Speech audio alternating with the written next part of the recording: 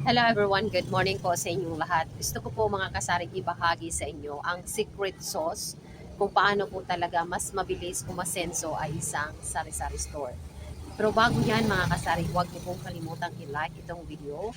Sa huli kung magustuhan niyo ang aking kwento, ang aking pag-share for today's video kung paano natin talaga mabilis maging successful ang ating maliit na tindahan. Kung bago ka pa lang sa aking channel at hindi ka pa nakapag-subscribe, huwag po kalimutang i-like ang ating video at i-subscribe na rin para maging updated kayong mga kasari sa ating susunod pang content upload dito po sa ating Jennifer S. channel. So for today's video mga kasari, gusto kong ibahagi sa inyo ito ang aking secret sauce kung paano ko napalaki dahil ito ang tindahan, inumpisahan ko po ito mga kasari ng maliit lamang. Ayan, so for today, ito ay nakikita nyo naman sa aking latest video upload na naparami ko po nga ang aking tindahan kahit na nung nakaraang taon ay talaga umalis tayo at lumabas dito sa ating syudad, pumunta sa ibang syudad, sa ibang maraming syudad, at syempre nag-unwind muna. So doon sa pag-unwind natin, syempre nagastos natin ang ibang savings natin na ibang pera natin. So starting noong January hanggang February until now, ito ay niro-roll back ko ulit para dumami ang ating mga paninda sa ating tindahan. So na-find out ko mga kasari na ang isang tindahan pala bukod sa pagro-rolling mo sa mga benta, meron pang isang paraan kung paano mo ito mapaparamin muli ang iyong mga paninda kahit napakarami mo pang mga kompetensya sa inyong mga katabi sa inyong area. So for today, mga kasari, ito po ay napakahalaga. Paano mo ba talaga natin maparami ang ating mga paninda kahit na marami tayong mga kompetensya? Ito number one mga kasari is focus lang po talaga tayo sa ating mga fast moving items dito sa ating tindahan. Yun po ang pinaka-secret sauce mga kasari. Kasi kahit napakarami mong mga kakompetensya, kung meron ka namang panglaban na item sa tindahan mo, na ito ay laging binabalik-balikan ni customer, doon kayo magpo-focus mga kasari. Ano bang item na mabenta sa inyong tindahan? Nasabihin nating wala sa iyong mga kakompetensya, focus ka doon, di ba? Kasi huwag mong masyadong i-focus yung mga panindang marami sa mga katabi mo. Focus ka doon sa panindang wala sila.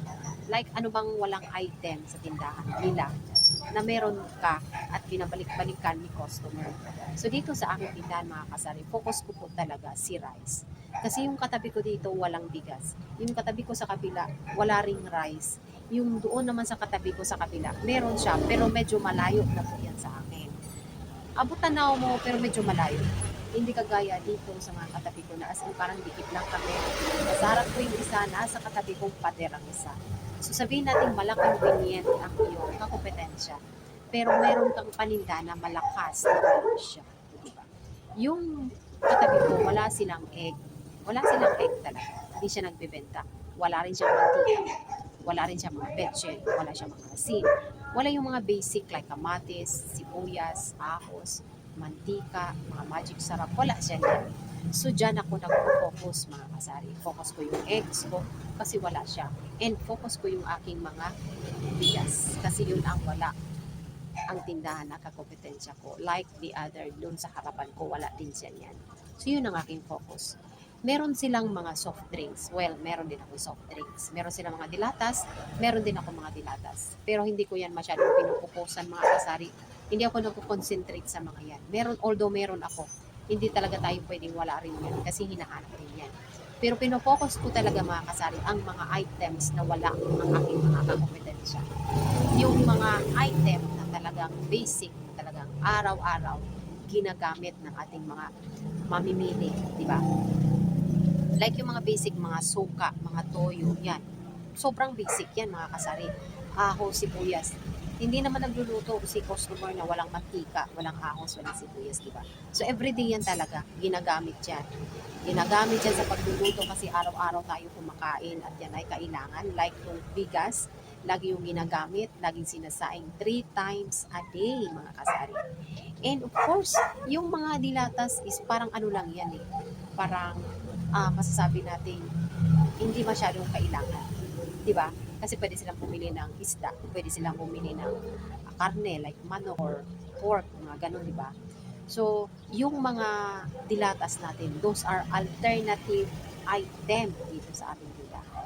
Alternative, hindi sila nakabili ng isda. So, lalo na kung mga workers is late na umuwi sa gabi.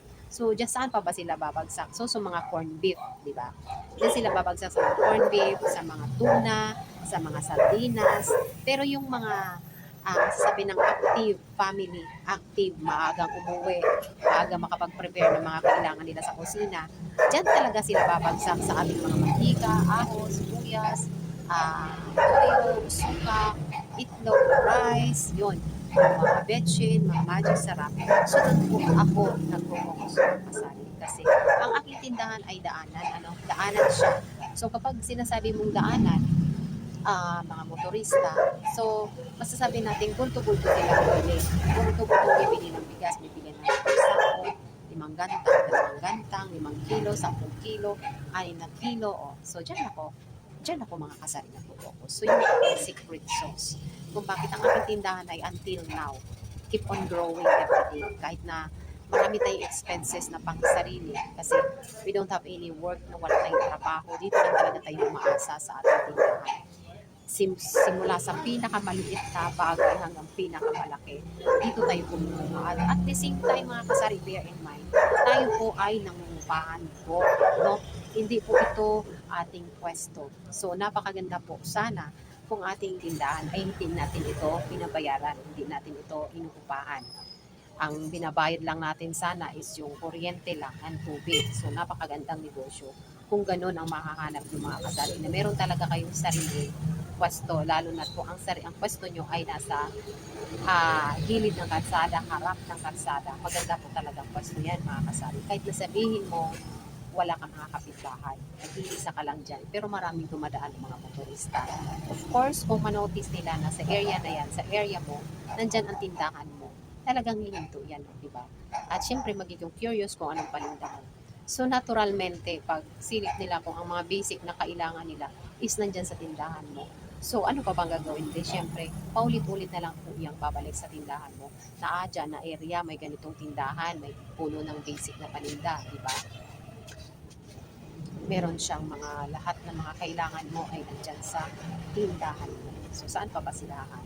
Lahat ng mga nabanggit ko ay ilagay niyo yan sa inyong isipan kung kayo ay baguhan lamang po sa pagtitindahan. Kasi meron akong mga commenter dito na napakasaya, congratulations sa ating kasari-sari, may tindahan na raw siya. Kaya ito, in-upload ko ito kasari para sa inyo, para sa iyo.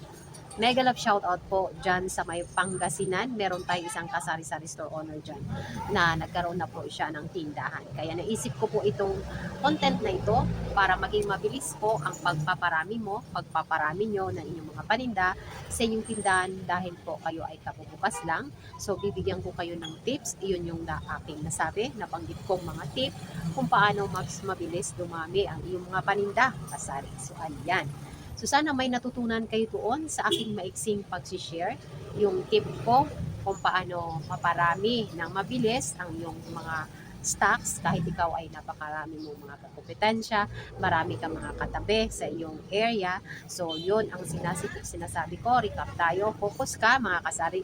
Sana at ikaw rin ito special tip ko. Dagdag pa, mga kasari, dapat magiging magiging mapagmasid. Ayun, mapagmasid sa iyong mga katabi. Ano-ano bang mga paninda meron siya na dapat ikaw ay ibahin mo rin yung estilo mo, style mo. Ano ba yung meron siya? Huwag kang masyado doon sa kanya kasi meron na nga siya.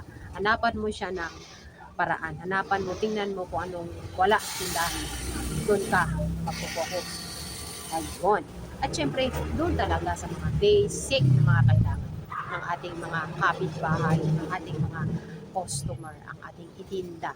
Kasi yung iba nating mga paninda are alternatives lang po. Yan, mga kasama. So, meron talagang basic na pangangailangan na unang-una sa lahat, hindi sila alternative. Kumbaga, pangunahing pangangailangan ang ating itinda mostly dito sa ating maliit na sari-sari store. Ayan lang po ang aking share. Sana may nakukuhang yes sa pagtitindahan para mas mabilis itong lumami ang inyong mga stocks sa inyong tinda. So, yun lang po for now mga kasari.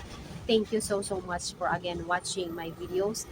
And sa mga past po, current ko na video na just 2 days ago, napakarami pong na view sa ating video, napakarami po. Kaya thank you so much po sa inyo lahat.